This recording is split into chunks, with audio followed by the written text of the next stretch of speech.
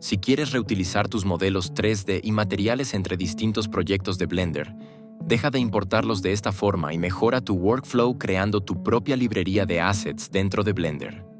Así, solo tendrás que arrastrarlos y soltarlos directamente en tu proyecto. Estos modelos los he creado en otro proyecto, y ahora vamos a ver cómo añadirlos a la librería para tenerlos siempre a mano cada vez que los necesitemos.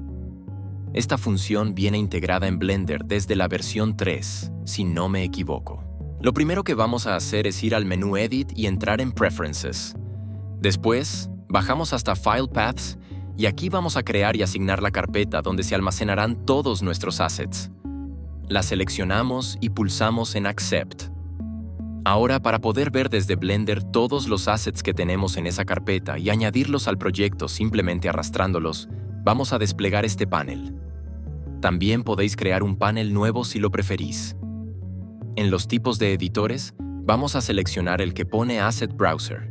Como vemos, aquí aparecen muchos assets, pero estos vienen incluidos por defecto en Blender. Para que solo se muestre nuestra librería, desplegamos esta pestaña y seleccionamos User Library. Ahora vamos a ver cómo añadir assets a nuestra librería. Y esto es algo que he visto que muy pocos canales explican. Para que un asset aparezca en este apartado, primero el archivo .blend que contiene el objeto o el material tiene que estar dentro de la carpeta que hemos creado y asignado anteriormente. Ahora, estando en el proyecto donde tenemos el objeto que queremos añadir a la librería, lo localizamos aquí en el Outliner. Pulsamos clic derecho sobre él y, en el menú que aparece, seleccionamos Mark as Asset.